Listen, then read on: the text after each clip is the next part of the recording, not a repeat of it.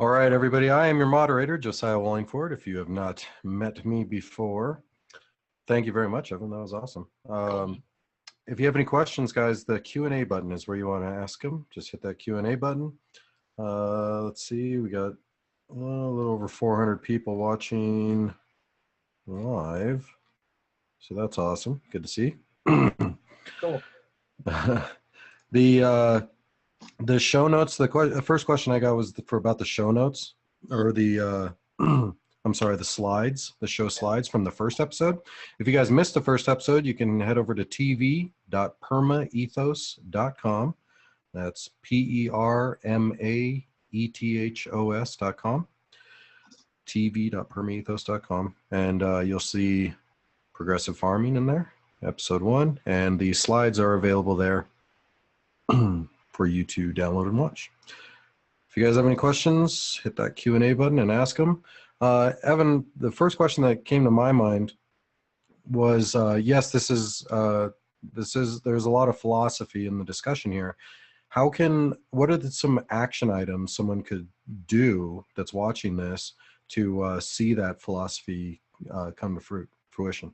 That's a good question. To cut right to it, planting calendars.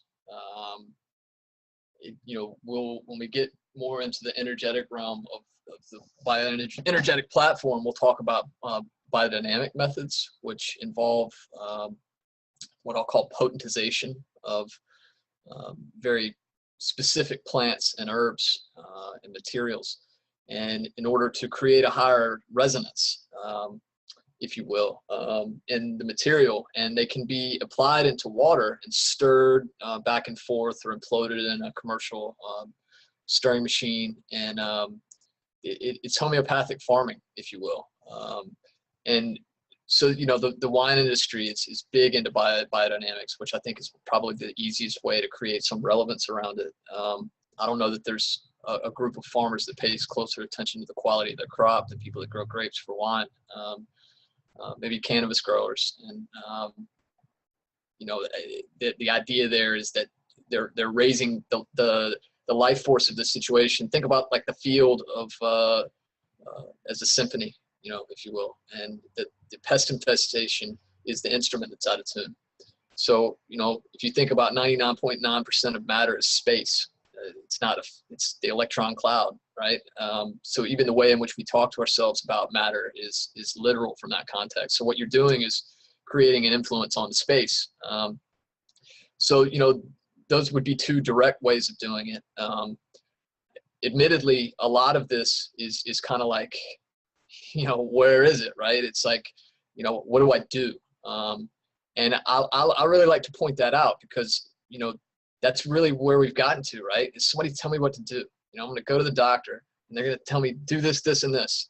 And the reality is, I think, I'll speak personally, but I think most of us have probably had a similar experience. All due respect, I know and love many doctors, and they're all out to heal people, but they don't, right? I mean, they manage their symptoms. And there are doctors out there that do that. I want to be really careful that I'm not judging good-natured people, but it's no different than an agricultural consultant or an extension agent. They're all out to help. They're not trying to undermine anybody. But you go to my extension down the road in New Hanover County, and they're talking Roundup and Miracle Grow and nuclear bombs for all the problems that people have. That are really just chasing the symptoms around. They're not talking about it in any kind of way that allows us to understand it and simplifying that what we don't understand to the extent where we can do it. So, just starting a compost pile, right? Unfortunately, just going through the motions of a compost pile doesn't create humus. You got to have diverse microbes there. Just taking a soil test from an extension service, to pick on them for a second again, is not good enough. In North Carolina, they look for 7 elements. A plant's got to have 17 to grow. That's what a hydroponic nutrient is, for example. So they're really only evaluating half of what a plant requires to grow. So you can see, where we would go to seek out the expert advice really leaves us wanting in that way. And so I really think that just having this conversation with ourselves and kind of, getting over the differentness of it and kind of humbling ourselves to the fact that we don't need to change our whole lives tomorrow or do anything different at all, really. We just need to entertain the idea that we can be our own expert, and that these things are not as far away from our ability to influence and work with as we might think they are. Yeah, one thing that comes to mind, or a big thing that comes to mind, is if anybody's taken a permaculture designer's course or read the permaculture designer's manual, things like that. Bill Mollison, who's the founder of permaculture and wrote the permaculture designer's manual, goes into pattern recognition and how to utilize that. Right. Would you say that's a big part of kind of understanding what you're talking about? Bingo, man. You know, it's like, just look at the tendril on a cucumber and a hurricane, and then think about DNA in a galaxy. You know, it's like that pattern is straight on through. You know, it's the backbone of how everything moves energetically and physically in the world. And, you know, that's one example, but that kind of gets us in that rhythm, right? It's like, you know, then we understand that stirring water in a vortex and conditioning and activating the water is the word that I like to use. Is not just some, you know, interesting exercise. It's very literal to the extent that, you know, water is not just water. Compost is not just compost. A soil test is not just a soil test. We have to think spiritually and critically about these things in a way in order to get the information that we need out of them. And when that source doesn't provide that information in that way, it cripples our ability to work with it. And, you know, that's why things like what you're doing are so important. You know, if I can, you know, develop relationship and dialogue with people around these concepts in some small way, you know, we've made some level of progress in that. But yeah, I would totally agree with what you just pointed out. Yeah, and can you give some kind of examples of this, like some live examples that you've seen, or just any kind of example, and how someone could utilize that example? I'm kind of speaking towards the pattern recognition here, but it could be anything in relation. Yeah, I mean, it could be the way that you set your garden up. You know, it could be the way that you treat your water. You know, that's another one. It could be, you know, in my mind, it's really hard for me to get away from that, the pattern of the vortex, because I've just kind of ingrained it in how I approach things. But I think it's probably maybe the most universal pattern that you could point out. You know, I'm actually going to go look into more of Bill's articulation of how he evaluated that. But for me, you know, it would be stirring the water. Like when you're brewing compost tea, you know, are you imploding the water and allowing the water to move the way that it wants to, or are we just bubbling it in a bucket passively? Are we sending the water through straight pipes and right angles, or can we rifle the tubing and, you know, influence the water in that way? And you know, patterns can be applied to almost anything, right? I mean, you could think about it in terms of biological patterns. You know, microbes being a good example. Now they have a certain life force of their own, and we don't need to move them around and tell them what to do. But the diversity and the energy of which is created by working with microbes directly, in and of itself, is a pattern.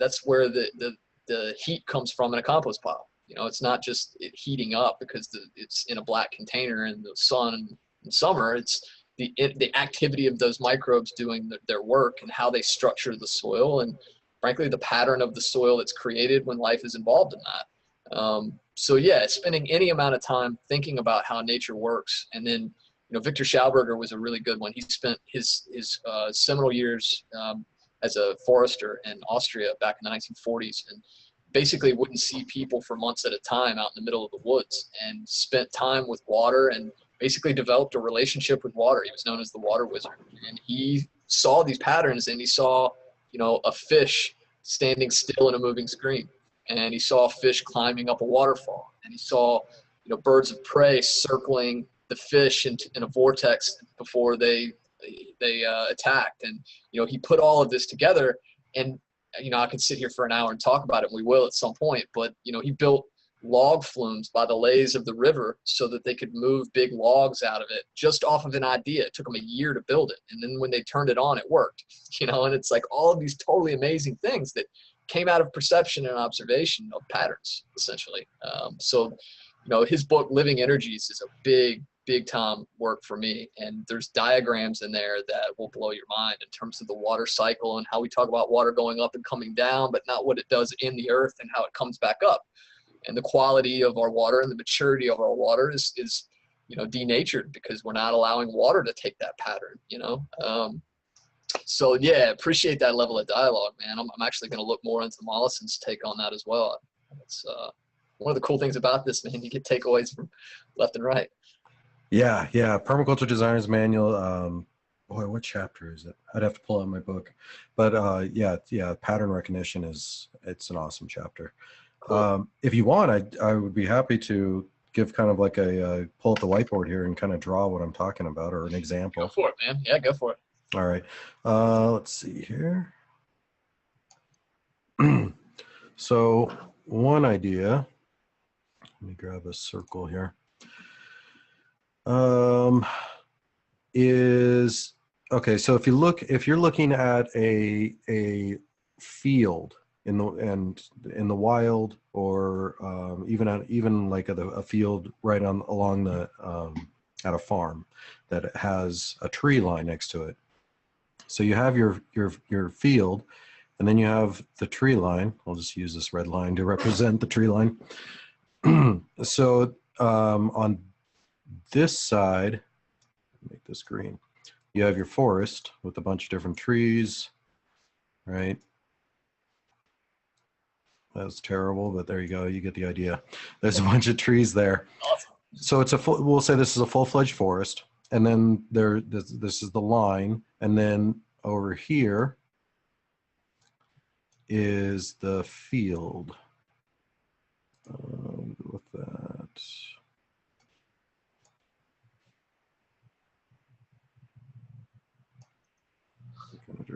Okay, so this is the field. Here's the trees, and here's the line in between both of those.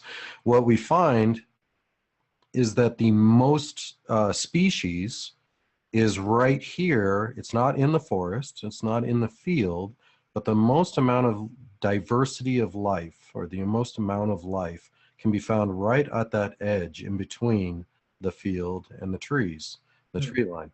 Okay, so that's basic understanding stuff. So now if we look at some of these tribes that we found or observed, they'll have we'll just say this is the village, kind of like there's little huts around here, that this is like the little village, right? And when they do agriculture, they'll clear cut, so it's surrounded by forest, and they'll clear cut an area. And that's where they'll grow their crops. And then they'll clear cut, so that lasts them, we'll say 5 or 10. I'm just gonna have to use random numbers, but we'll say this field lasts them 5 years before they're not getting as much production out of it as they need to feed the village. So then 5 years goes by, and it's time to clear cut another field. Now they might be clear cutting this field because it takes a long time for these guys to clear cut a field, to cut down all those trees. It's not like us where, you know, we have chainsaws and all these high-tech devices. So while they're farming here, they might be prepping this field for the next farming millennial or whatever, the next 5 years. So now this one's closed off. They're done with this. And then they plant everything here on the 5th year, and they start farming here. And the same thing happens over and over again. Every 5 years, they build this new field. And then by the time they get back to here, all of the trees it's fully grown again. It's just back to forest. And then they'll clear cut it, and they'll continue that circle. Now, they know this is very specific. Like, they have a specific size. We'll say 2 acres. Okay, and it depends on, of course, what forest you're in and everything like that. But it's 2 acres, we'll say, and they know that they have this. They can make this many plots before this is fully ready to take on agriculture again. And they use that cycle, and they use that cycle to mitigate how large their community is. So if it grows outside of this, like they get too many people, they'll start another village with that same process. They don't expand on this, because if they expand on this space in between the two gets too narrow, and then it takes too long for everything to grow back. And so it's a failed system.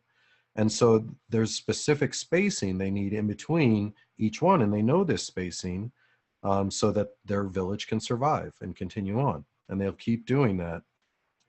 And you can imagine the knowledge it took, or the pass down of knowledge it took from generation to generation for them to fully understand that they have their limits and this is what they can do if they want to be 100% sustainable in what their actions are. So that they obviously had a great deal of pattern recognition in understanding that that edge is needed and very productive around the forest, and that edge in between the forest and the field is where the most productivity is, and that life can regenerate very quickly as long as they don't go too large. So that's kind of just one example, and I think that was an example given by Bill Mollison, where he goes into, he knows the exact numbers of, or he gives it a specific village that he gives their exact numbers, but it changes based on, we've seen this in many different villages all around the world, the same kind of thing, but different time frames based on where they are.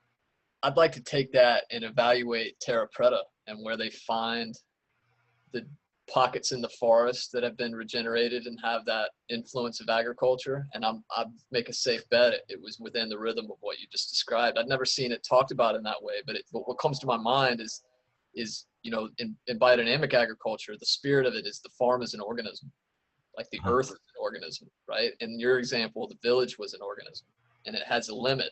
And like you said, you start a new village, and they knew how many people, and it was an equation loose enough, but it wasn't that replicability. It wasn't like a feedlot, like that's lacking in pattern recognition. That's really cool, man. Yeah, that's it.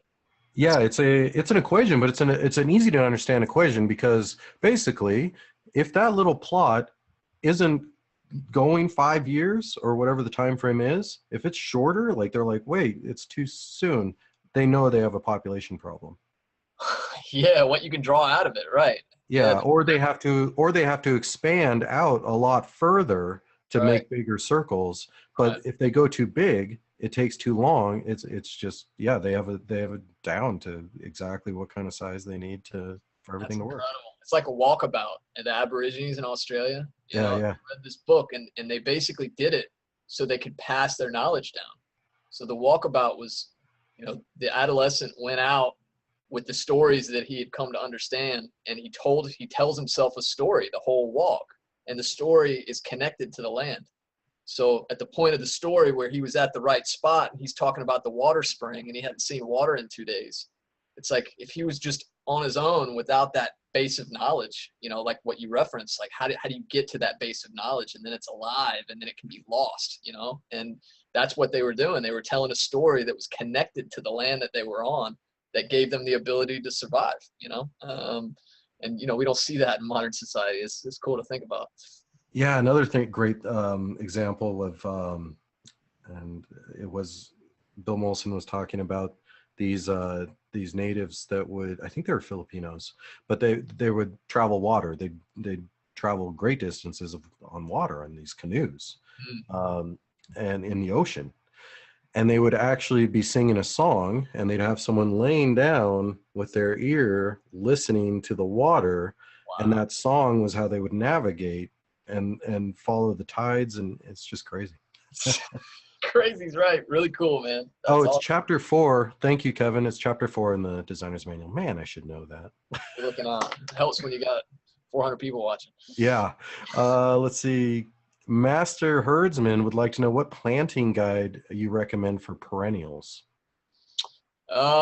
Well, if you're looking at it from a perennial standpoint, the harvesting aspect of the planting guide would be more relevant rather than the sowing, because obviously it's a perennial. I prefer the Maria Tunes calendar to the Stella Natura. There's a lot of bickering to people that spend a lot of time thinking about these things in terms of how the relevance of the celestial influences manifest. My personal flavor is the Maria Tune calendar, and I think if you get into any one of those calendars, it's going to give you a little bit more than you've got in regards to when to do what. But play with it. and look into it on its own. But I would say the Maria Thun calendar is the one that I would recommend the most. And speaking to perennials and annuals, what are your kind of recommendations, or what do you do when choosing? When do you use annuals? When do you use perennials?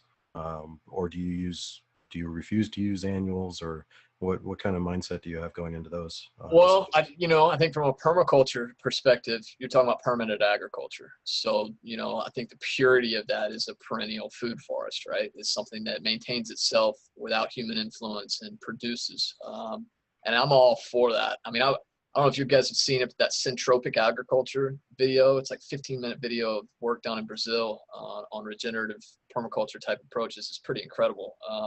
So I think that those are amazing. We're actually working with a food forest, some people down in Mississippi that are building a 3-acre food forest. And I look forward to tracking that over time. I haven't had a whole lot of intimate consulting with that, but I've definitely consulted people that have mature ones and looking for soil testing and things like that. But as far as annuals and perennials, it's just, I don't really have a preference. I think it comes down to the fact that we eat both of them. I don't have the opinion that, modern society can sustain itself by everybody having a food forest at their house. I think that's the way maybe the world should work. And if we are, if our endeavors are built around the way the world should work, we're going to get really frustrated, So, on that respect, what my mind goes to is not so much the posture of the plant and how it grows, because that's also going to be geographically restricted, right? I mean, you can't grow tomatoes year round in New York. It just wouldn't, without a greenhouse, and then you're outside of your equation to begin with. But the concept of personal agriculture of, if you can't grow food, being aware of where it comes from, eating as an agricultural act is a real big thing with me. And then, the idea of maximizing the value of space. Quick example, I've done some beta testing on this, and we developed what we call food lawns locally, and we determined we could grow $100 in sellable basil in 50 square feet, 8 months out of the year in our climate. And so what's interesting about that articulation is to say, what if you could go into a low-income community and say, that 300 square feet right there is worth $600, and maybe it's worth 20% of that to the homeowner, and we can pay their water bill or their power bill, or, and so the idea of kind of like what that tribe was doing, right? Like they weren't thinking in equations. That's the way my mind works when I see it after having been trained in math for however long I have, but that's really what they were doing, is creating a living equation in a sense, right? And so I think if we can look at it from a value of space perspective, if you apply 1,000 acres of corn, the agriculture is backwards. The value of what they're producing is less than what the farmer's being paid through subsidization. It's completely unsustainable and on its head, versus taking 1/3 of an acre and, looking at what people like Curtis Stone are doing, and some of these people that are really jamming on cramming intercropping principles into a small space. And what you find is that 50 square feet is worth orders of magnitude more than, large scale monocropping and really inefficient farming. So for me, it's about the efficiency of the farming, not so much how it's postured and how it grows. So, I think that would be my answer is how do we increase the value of space, and, how do we grow as regeneratively and as sustainably as possible? All right, next question is, what different types of microbes are there in soil, and what are they doing? What are their patterns? Oh man, that's a softball. The short answer is we know 5% of bacteria and 10% of fungi at the rate of discovery. So we really don't know. The longer answer is, well, maybe a shorter answer first is we'll never know. And the more comfortable we can become with not knowing, I think the more we can get out of it. We can go into the lab and start trying to do the DNA testing on the entire soil food web, and we're going to be there forever. So what they're doing is accomplishing decomposition. Essentially, they're breaking down organic matter. I mentioned earlier that the earth is an organism, or the farm is an organism. Decomposition is the same way. You have a building up process through the life force and the organization of the plant, and then the plant dies, and then you have a breaking down process. And the microbes are on that back end of the breaking down process, and they break it down into an ionic form that is humus, which is perfect plant food, and then the plant takes it up and builds itself up again. So, you know, in that respect, it's just like human breathing. We can't just continue to breathe in, we breathe out. You know, the earth breathes through the equinoxes. So, you know, these concepts, again, you know, when you look into something like biodynamics, you're planting the horn manure in the winter when the earth is breathing in. You're burying the horn silica in the summer months when the earth is breathing out. There's very deliberate approaches, as kind of obscure and esoteric as it looks. It's very reasonable when you steep yourself in the logic of it. So, you know, as far as what microbes do, I always say it like this, you know, try drinking a beer without yeast. You know, if you're a beer drinker, microbes get really important really quick, right? Because it's not a beer. It's the same thing with a compost pile. And more generally, the whole earth should be a compost pile. The fact that it's not is human influence, property development, you know, biocides and industrial agriculture. We're discouraging the soil. I just came across a study yesterday that was done in a forest that showed fungi inundated with nitrogen pollution over time. It was a 25-year study. When they took those microbes and measured their abilities, the microbes that had received the nitrogen pollution, think nitrogen fertilizers in a lawn or on a farm, had a lesser ability to cycle nutrients compared to the organisms that were not exposed to that over time. And if you apply that to our agriculture, we're basically just stunting all of the ability of the soil to be soil. And what makes it soil is microbes.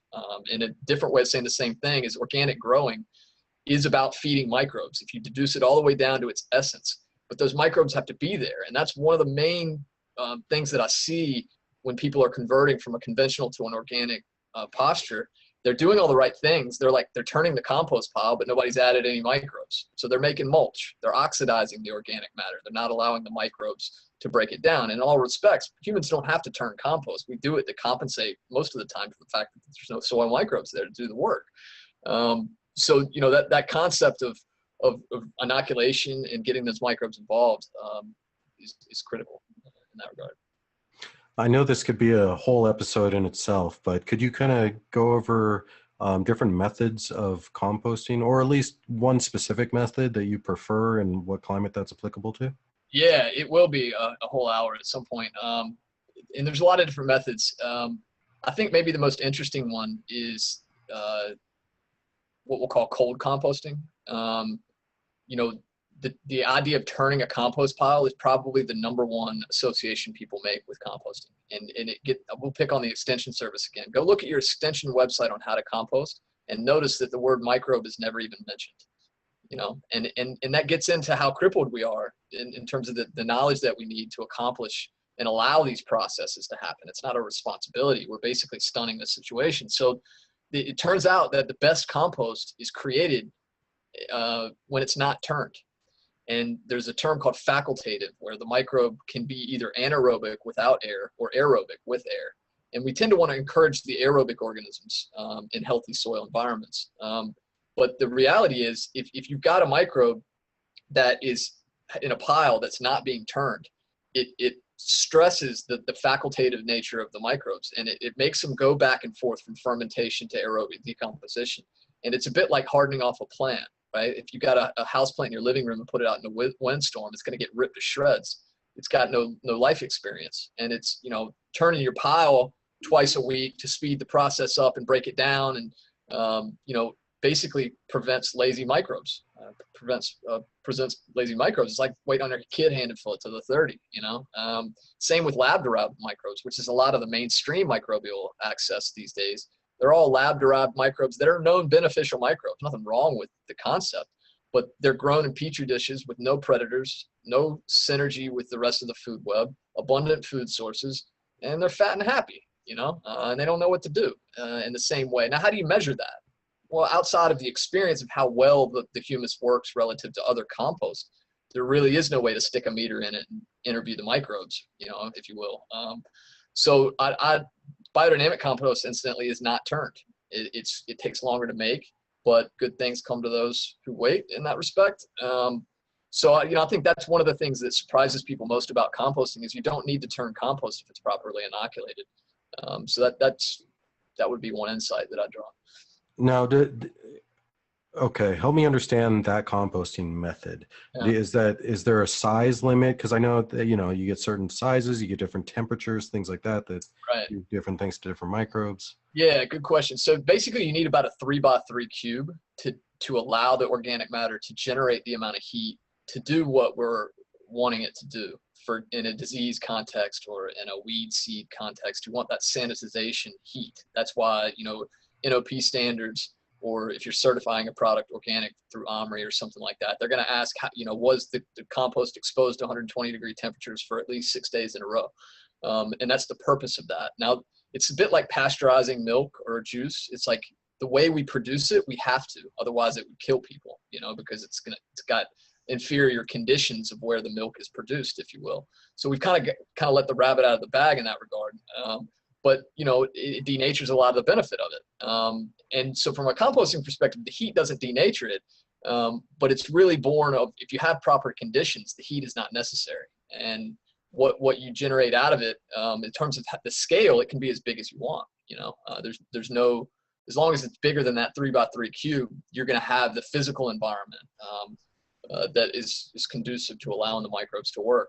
So the interesting thing is there's really not any kind of method to it, right? It's like, different track. But when I was running Progressive Gardens, I did that for 15 years, and basically, I'd say 9 out of 10 people that came in wanting to compost, imagine that they had to have a compost bin to do it, And that's kind of an insight into this idea. It's like, well, no, composting happens or should happen everywhere. It's not something that we're inventing. We're just giving it a name and then applying certain principles that may speed the process up.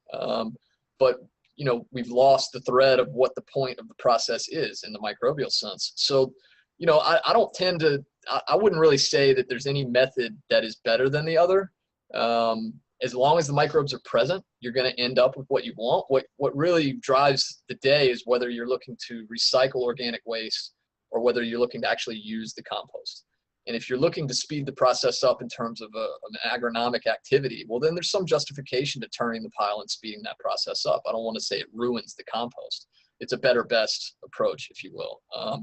But in vessel composting is fine. The ones that aren't are like, I have a problem with those, I'm forgetting the term for it, but when you run the air through on the underside of the compost and it steams it and puts heat into the pile, there's a lot of companies that do us. It's all turkey manure and pine bark around us. And I've been to some of their operations, and they're in big warehouses on concrete floors, and all they're doing is turning it every hour and bumping heat into it, and they're changing the consistency of the organic matter and stabilizing it, but they're not allowing it to become humus, which is the whole point. So what that ends up with is the majority of the public buying the word compost and not coming close to having an experience with how well it should work, because they're using mulch, So I tend not to kind of endorse one type of method than the other, but I would, leave the idea that, turning the compost is and making it easier on the microbe while speeding the process up is also kind of diluting some of the benefit you can get out of it. And is that the same with compost tea, where there's a different method that works better than that quick brewing process? Yeah, it's a little bit different because compost tea, the quality of it is in some respects defined by the quality of the inoculant. Like if you don't add the diversity that the tea could have, well, it's just not there, and you're growing some levels of trophic levels of microbes and not others. In terms of the methods of brewing, which we'll spend actually probably a couple hours on compost tea at some point here, is about allowing enough time for the microbes, all the trophic levels of microbes to get up to cycling speed. But in my way of looking at it, it's more about how we're treating the water. Compost tea is alive, which makes it unique, and that's what people focus on, but it's also a method of making perfect plant food, right? It's like when you add molasses, fish, and kelp in the presence of microbes and aeration, those microbes are digesting that organic matter that's unrefined and turning it into a form that plants can use in a hyper intense environment. And so it creates a microbial population that nature couldn't do on her own. You can't even accomplish that level of microbes in a compost pile, let alone in soil. And that's what allows us to play catch up and why it's so cost effective, because you're growing the benefit with some time. So, a lot of people associate compost tea with what's called an extract, with like the liquid that comes out of your worm bin or your compost pile. And there's nothing innately wrong with that solution. It's valuable, but it's nowhere close biologically concentrated with microbes as you would if you had aerated them and fed those microbes in a very deliberate way. So you tend to have farmers influenced by extraction. You can make 10,000 gallons in an hour kind of thing, and it's convenient, right? They don't want to wait 12 and 24 hours and be restricted by that process. But good things come to those who wait. All right, guys, that's all the questions we have that have come in. So remember, tv.permaethos.com. You can subscribe to the show. We'll have a podcast version of the show out pretty soon, so you'll be able to subscribe to the podcast as well. And Evan, what can we look forward to in the next couple weeks? Yeah, man, we're going to start talking about the plant itself, learn a little about photosynthesis, respiration, how they complement each other. We'll discuss some of the physiology, just being comfortable with what a plant is. And then we'll start talking about the physical capacities of the soil, soil structure, a little bit of that. And we'll probably spend, I don't know, maybe 2-3 weeks on that realm. And then we'll move into the mineral realm and start talking about fertilization and soil testing, and move into the biological after that, and the energetic, and that should get us down the road quite a ways. So, yeah, man, if you got people out there that want to see certain things, I'm still getting oriented with the universe here, but if there's a way that people can contact me with things that they'd like to talk about and see, I'm all about it. That helps me learn. That's one of the cool things about this is as much interaction as we can have, the more we're all going to get out of it. So, let me know what you want to see. And as always, Josiah, thanks for what you do, man. Not a problem, guys. Once again, tv.permaethos.com. You can leave your comments and ask questions of Evan there. Or if you're a subscriber, you can ask direct questions there and get direct answers. Thanks, guys. Cheers.